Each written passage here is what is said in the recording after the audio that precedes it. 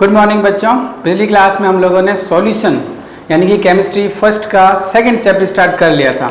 हम सॉल्यूशन को थोड़ा सा रिवाइज कर लेते हैं फटाफट, फिर अपन आगे बढ़ते हैं। आज सॉल्यूशन वाले चैप्टर में हमने बेटा पिछली क्लास में इंट्रोडक्शन में पढ़ा था कि सॉल्यूशन होता क्या है। तो आप लोगों ने कहा था दो या दो से अधिक पदार्थों का समांगी मिश्रण, होमोजेनियस मिक्सचर, उसको बोलते हैं अपन सॉल्यूशन यानी कि विलियन। ठीक है ना। विलियन के अंदर वह कंपोनेंट यानी वह भाग जो कम अमाउंट में होता है, कम मात्रा में होता है, उसको हम बोला करते हैं विलेय यानी कि सॉल्यूट। और सेकंड बेटा पढ़ा था इसी का, वह भाग या वह कंपोनेंट जो अधिक मात्रा में पाया जाता है उसको बोलते हैं सॉल्वेंट यानी कि विलायक। ठीक है। यानी अपन विलेन की परिभाषा ये भी बोल सकते थे कि विलेय और विलायक को मिलाकर बनने वाले समांगी मिश्रण को विलियन कहते हैं। ठीक है। फिर अपन टाइप्स ऑफ सॉल्यूशन यानी विलियन के प्रकार क्या क्या होते हैं, कितने प्रकार के विलियन होते हैं, उसको डिस्कस किया था। तो मेनली है ना विलेय और विलाय की भौतिक अवस्था के आधार पर हमने पिछली क्लास में इंडेक्स के फॉर्म में 3 प्रकार के विलियन पढ़े थे। 3 टाइप्स ऑफ सॉल्यूशन है ना। कौन कौन से थे बताओ। पहला था गैसियस सॉल्यूशन, लिक्विड सॉल्यूशन और सॉलिड सॉल्यूशन। गैसीय विलियन, द्रवीय विलियन और होता है ठोस विलियन। ये जो 3 प्रकार पढ़े हैं ना हम लोगों ने, वो किस बेस पे क्लासिफाई किए थे बताओ। फिजिकल स्टेट, भौतिक अवस्था। किसकी भौतिक अवस्था? विलेय और विलायक पदार्थ जो होते हैं इनकी भौतिक अवस्था के आधार पर ये 3 प्रकार के सॉल्यूशन पढ़े थे। जैसे बेटा फर्स्ट था अपने पास गैसियस सॉल्यूशन यानी गैसीय विलियन। तो आप याद करो, इसमें हमने ऐसे इंडेक्स के फॉर्म में लिखा था। हम इस इंडेक्स को फटाफट थोड़ा सा देख लेते हैं।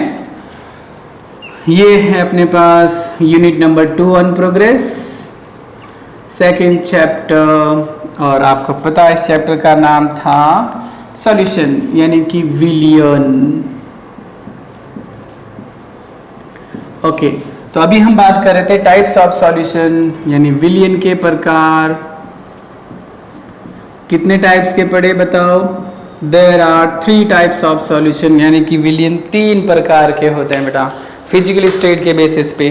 जैसे हम बात करें सबसे पहले इंडेक्स के अंदर आपने यहाँ पे लिखा था सीरियल नंबर, या हम लोगों ने लिखा था फिजिकल स्टेट ऑफ सॉल्यूट यानी विलेय पदार्थ की भौतिक अवस्था।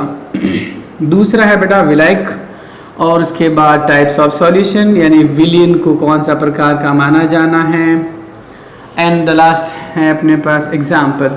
विलेय आपके पास हो सकता है बेटा गैस, लिक्विड या फिर सॉलिड, लेकिन विलायक कौन होगा? गैस गैस गैस, क्योंकि हम यहाँ पे कौन से विलियन की बात कर रहे हैं बताओ। इन तीनों ही कंडीशन में गैसीय विलियन इसकी बात करेंगे है ना। तो अब आप बताओ मेरे को, अगर मेरे पास विलेय गैस है और विलायक भी गैस है यानी गैस का गैस में मिश्रण, इसका एग्जाम्पल याद करो हम लोगों ने लिखा था जैसे ऑक्सीजन गैस और नाइट्रोजन गैस का मिश्रण। आप यूं भी बोल सकते हैं मिक्सचर ऑफ गैसेस यानी कि गैसों का मिश्रण जिसमें विलेय भी गैस विलायक भी गैस होता है। दूसरी जो कंडीशन आपको दिखाई दे रही है बेटा जिसमें है ना लिक्विड इन गैस, विलेय है लिक्विड, विलायक है गैस। तो इस केस में जो आपके पास एग्जाम्पल आएगा क्लोरोफॉर्म प्लस नाइट्रोजन है ना।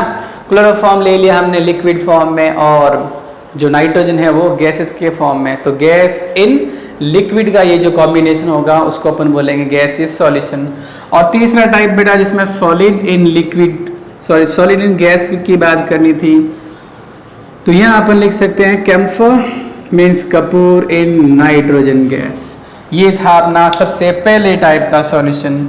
फिर अपन है ना दूसरे टाइप के सॉल्यूशन में बात की थी जब विलेय पदार्थ कौन हो सकता है, फिर से या तो गैस या लिक्विड या फिर सॉलिड। और अभी भी विलायक कौन होगा बताओ।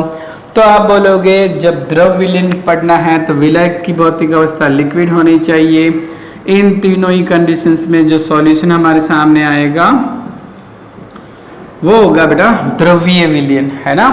लिक्विड सॉल्यूशन आपको पता है, जो 3 नाम रखे थे वो हमने विलेय और विलायक की भौतिक अवस्था के आधार पर डिवाइड किए, लेकिन उसमें भी आप सोचो विलायक जो होता है वो अधिक मात्रा में होता है। तो विलायक की भौतिक अवस्था के आधार पर ये 3 टाइप पढ़ रहे अपन। तो जैसे देखो विलायक यहाँ पे लिखा मैंने लिक्विड, द्रव अवस्था, लिक्विड लिक्विड यानी लिक्विड अधिक अमाउंट में होगा, विलायक जो है, इसलिए लिक्विड सॉल्यूशन का नाम बनेगा लिक्विड सॉल्यूशन, द्रव विलयन।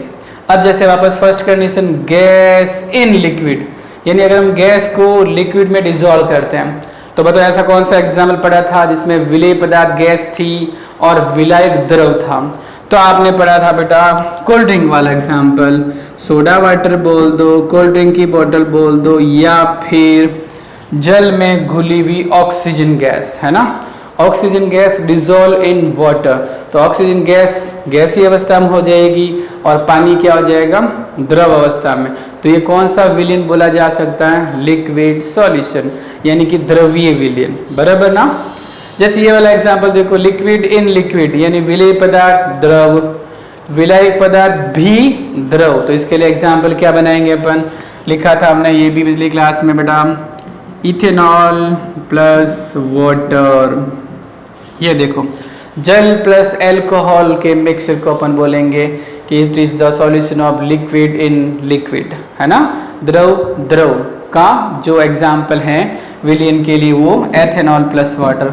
एंड थर्ड जो इसका टाइप है बेटा सॉलिड इन लिक्विड, यानी जब ठोस पदार्थ को द्रव विलायक में डिसॉल्व किया, तो जैसे एग्जाम्पल है अपने पास सॉल्ट, जैसे कोई सा भी NaCl उसको पानी में डिसॉल्व कर दो, या फिर ग्लूकोज C6H12O6 प्लस वाटर, यानी ग्लूकोज को अगर हम वाटर में डिसॉल्व करेंगे तो ये भी a type of liquid solution in which solute is solid and solvent is liquid, मतलब ये भी एक प्रकार का द्रवीय विलयन का उदाहरण है जिसमें विलेय पदार्थ ठोस है और विलायक पदार्थ द्रव है, करेक्ट। तो लास्ट जो तीसरा टाइप पढ़ा था हम लोगों ने, ये है बेटा सॉलिड सॉल्यूशन, यानी कि ठोस विलयन, जिसमें विलेय ठोस अवस्था में होगा, जबकि विलेय पदार्थ आप ले सकते हो गैस, लिक्विड और सॉलिड।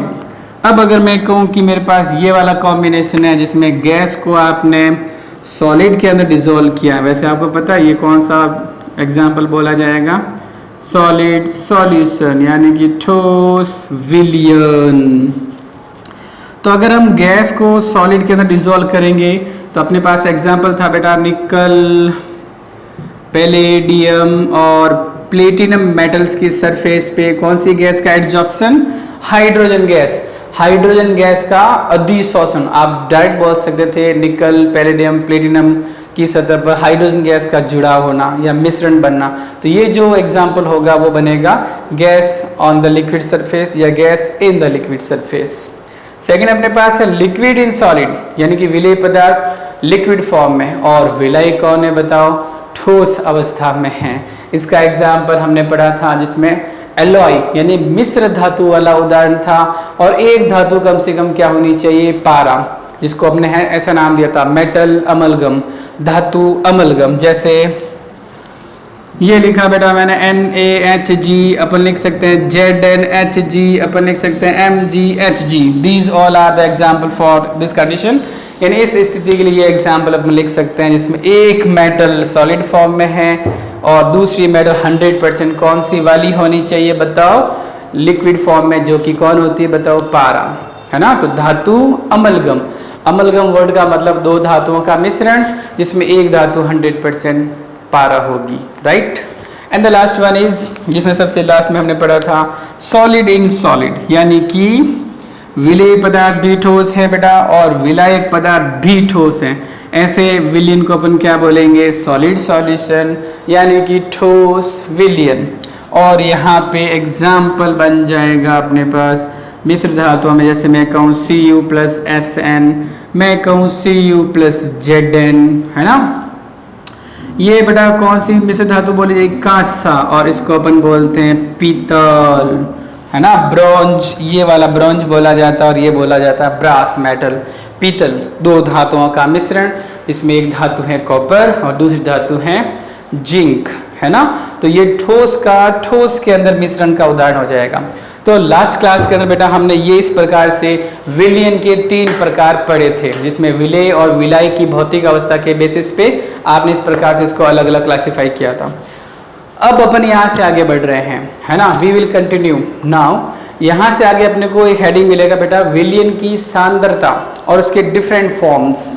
तो कंसंट्रेशन यानी कि सांद्रता का मतलब होता है कि किसी विलायक के अंदर आप विलय को कितनी मात्रा में डिसॉल्व कर रहे हो, है ना। Amount of solute which is present in a definite amount of solvent at particular temperature, यानी एक निश्चित ताप पर विलायक की निश्चित मात्रा में उपस्थित विलय की मात्रा को क्या बोलेंगे बताओ, कंसंट्रेशन यानी कि सॉल्यूशन, है ना। जैसे एक गिलास पानी है अपने पास, उसमें आपने एक नींबू का वो एक्सट्रैक्ट यानी जूस निकाला, या फिर 2 का या फिर 5 नींबू का, तो आप देख रहे हो खट्टापन बढ़ता जाएगा जैसे जैसे नींबू की क्वांटिटी आप ऐड करते जा रहे हो। नींबू इस केस में कौन हुआ बताओ, विलेय पदार्थ। एक नींबू का निचोड़ निकाला, थोड़ा कम खट्टा होगा, क्यों, क्योंकि विलेय की मात्रा उस एक गिलास पानी, तो देखो हमने पानी की मात्रा क्या रखी है, कांस्टेंट, यानी एक गिलास पानी, ये विलायक हो गया, विलायक की निश्चित मात्रा। अब उसमें आप क्या मिला रहे हो बताओ, विलेय पदार्थ, कितना मिला रहे हो, यही क्या बोली जाएगी, कंसंट्रेशन यानी कि सांद्रता। ठीक है बेटा। तो विलयन की सांद्रता जो होती है उसके बहुत सारे फॉर्म्स होते हैं, हमें उनको 1 बाय 1 पढ़ना है। तो पहले मैं एक बार वापस आपको बता देता हूं कि विलयन की सांद्रता का मतलब क्या था। Concentration of solution means what, तो आपको बोलना पड़ेगा निश्चित ताप पर विलायक की निश्चित मात्रा में उपस्थित विलेय की अधिकतम मात्रा को, या विलेय की न्यूनतम मात्रा बोल सकते हो, या निश्चित मात्रा, व्हाटएवर, है ना। तो आपको बोलना है निश्चित ताप पर विलायक की निश्चित मात्रा में विलेय की मात्रा को सांद्रता कहा जाता है। और सांद्रता के ये निम्न रूप होते हैं, देखो, some forms of concentration for the solution, यानी विलयन की सांद्रता के कुछ रूप इस प्रकार से हैं। जैसे सबसे पहले हम पढ़ने वाले बेटा मास परसेंट, द्रव्यमान प्रतिशतता, ये है अपने पास विलयन की सांद्रता के विभिन्न रूप।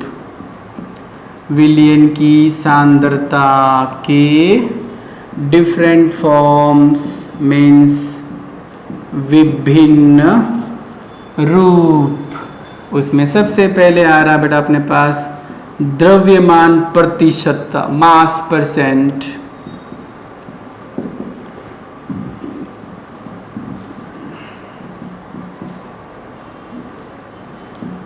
इसको अपन रिप्रेजेंट करते हैं small w upon capital W in percentage, ये होता है द्रव्यमान प्रतिशतता।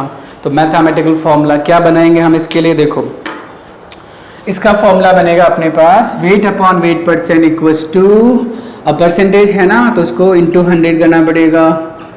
ऊपर अपने पास आएगा विलेय की ग्राम में मात्रा, क्योंकि ये देखो W लिखा हुआ यानी अमाउंट ऑफ सॉल्यूट इन ग्राम, तो बेटा विलेय की ग्राम में मात्रा, और अपॉन ये जो कैपिटल W वाला साइन है वो किसके लिए बताओ, सॉल्यूशन यानी विलयन, तो अपॉन में विलयन की ग्राम में मात्रा इंटू 100, ये फॉर्मूला बनेगा अपने लिए द्रव्यमान प्रतिशतता। जैसे अपने इसके ऊपर एक न्यूमेरिकल क्वेश्चन सॉल्व करते हैं, देखो आप देखो बोर्ड पे, यहाँ पे अगर मान लो ये कंडीशन है मेरे पास, एक कंटेनर है बेटा, इसमें हम क्या ऐड कर रहे हैं, मान लो 20 ग्राम कोई सॉल्यूट था A, इसको मैंने पानी के अंदर डिसॉल्व करके सॉल्यूशन प्रिपेयर किया, सॉल्यूशन तैयार किया। कितना सॉल्यूशन बनाया, मान लो मैंने बेटा 200 ग्राम ऑफ सॉल्यूशन, है ना। सिंपल सा एक न्यूमेरिकल क्वेश्चन है, देखो कि 20 ग्राम विलेय पदार्थ को वाटर में डिसॉल्व करके कितना तैयार किया आपने सॉल्यूशन, 200 ग्राम विलयन तैयार किया हमने।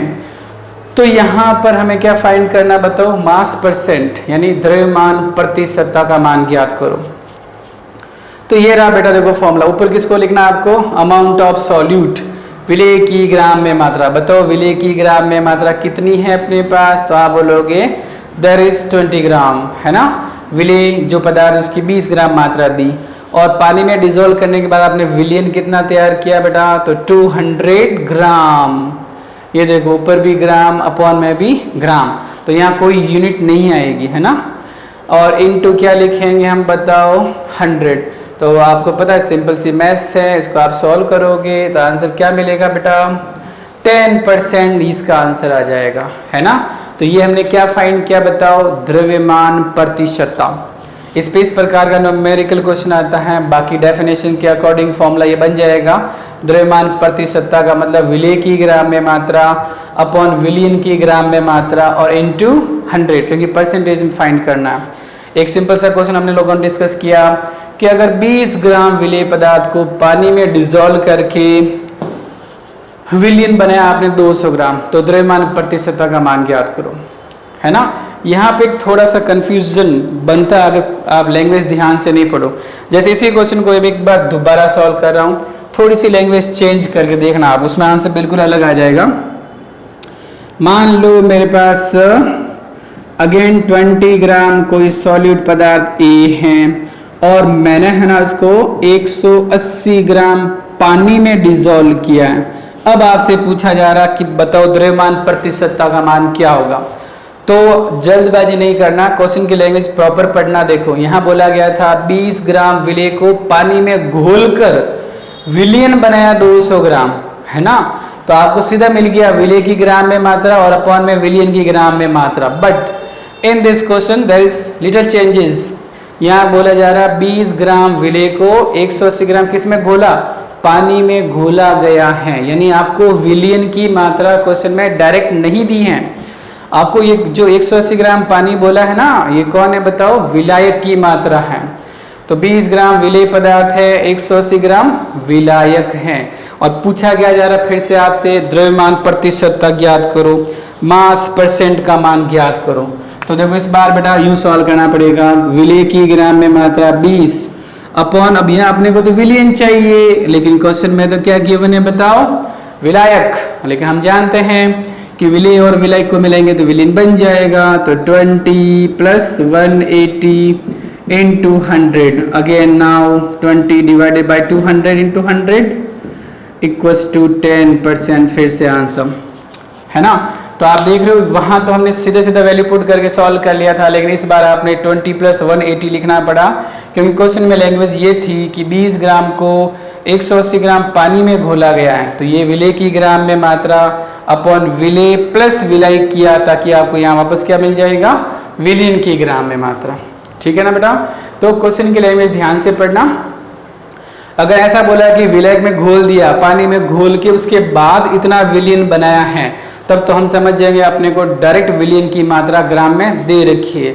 और अगर ऐसा बोला है कि इतने ग्राम विलेय पदार्थ को इतने ग्राम पानी में घोला गया, इसका मतलब आपको विलियन की मात्रा क्वेश्चन में डायरेक्ट नहीं दी, आपको वापस सॉल्व करना पड़ेगा जोड़ करके। ठीक है, कोई दिक्कत नहीं। तो ये विलियन की सांद्रता के विभिन्न रूप में सबसे पहली हेडिंग है अपने पास द्रव्यमान प्रतिशतता, यानी कि मास परसेंट। बराबर बेटा। सेकेंड हेडिंग इसी के जैसा देखो, ये रहा अपने पास सेकेंड हेडिंग, द्रव्यमान प्रतिशतता के बाद वॉल्यूम परसेंटेज, यानी कि आयतन प्रतिशतता, वॉल्यूम अपॉन वॉल्यूम परसेंट। तो इस बार देखो W की जगह क्या आ रहा बेटा, वॉल्यूम। तो इसका जो फॉर्मूला बनाएंगे अपन, वो ग्राम की जगह वॉल्यूम आ जाएगा और कुछ नहीं। देखो ऊपर मिलेगा अपने को विलेय का ml में वॉल्यूम यानी आयतन, अपॉन में क्या होगा बेटा, विलियन का ml में आयतन इंटू 100, ये फॉर्मूला बन जाएगा। पहले विलेय का ऊपर आयतन लिखना है मिलीलीटर में, अपॉन में आ जाएगा विलियन का आयतन मिलीलीटर में, और इंटू 100 से मल्टीप्लाई करना पड़ेगा, क्योंकि अपने को इसको परसेंटेज में फाइंड करना है। इस फॉर्मेट पर भी ऐसा ही क्वेश्चन बनाया जा सकता है, बस जहाँ ग्राम बोल रहे थे हम, वहाँ पे क्या आ जाएगा, ml यानी कि मिलीलीटर। जैसे अगर ये क्वेश्चन में बनाऊँ ऐसा कि वापस एक सॉल्यूशन है अपने पास जिसमें 20 ml कोई सॉल्यूट है, उसको वाटर में डिजोल्व करके मान लो मैंने इस बार 500 ml सॉल्यूशन बनाया है। तो आपसे पूछेंगे बताओ इस विलियन के लिए द्रव्यमान प्रतिशतता, आयतन प्रतिशतता का मान क्या होगा। तो बताओ कैसे सॉल्व करेंगे हम इसको। ये रहा फॉर्मूला, विलेय का ml में आयतन, बताओ कितना क्वेश्चन में गिवन है, 20 ml अपॉन विलियन का ml में आयतन कितना बताओ, 500 और परसेंटेज में सॉल्व करना है इसलिए इंटू 100, 0 से 0 कैंसिल। बताओ कितना आंसर मिलेगा आपको? 4%। तो ये आंसर मिल जाएगा आपको आयतन परसेंटेज के अंदर। फिर इसका थर्ड फॉर्मेट देखो, जैसे फर्स्ट तो क्या पढ़ा हमने? द्रव्यमान प्रतिशतता, सेकंड था आयतन प्रतिशतता।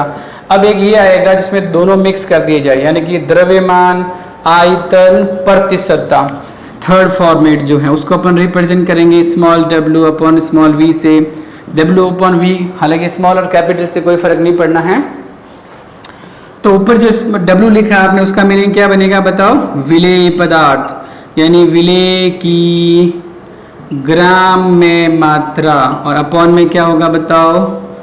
विलियन का ml में आयतन इंटू 100। ऊपर ग्राम आ जाएगा और नीचे विलियन का आयतन जो आपको लिखना पड़ेगा ml में इंटू 100 से सॉल्व करेंगे। तो ये थर्ड फॉर्मेट आ जाएगा द्रव्यमान आयतन प्रतिशतता। तो ये तो तीन फॉर्मेट एक जैसे थे। इसके बाद हम लोगों ने जो 11th क्लास में पढ़ा था मोलरता, मोलता, नॉर्मलता, मोल अंश, ये इसके बाद में पढ़ने अपने को कंटिन्यू। तो जैसे फर्स्ट, सेकंड, थर्ड, उसके बाद फोर्थ जो अपने को नेक्स्ट क्लास में पढ़ना है, जिसमें बात करेंगे मोलरता, मोललता, मोल अंश, नॉर्मलता। ये चूंकि हमने 11th क्लास में फर्स्ट चैप्टर में डिस्कस किए थे, इसलिए आप लोग वापस 11th क्लास में से इसको थोड़ा रीड करके यानी पढ़ के आना, ताकि नेक्स्ट क्लास में आपको इन चारों फॉर्मूलों के बारे में जल्दी समझ में आए। ठीक है बेटा?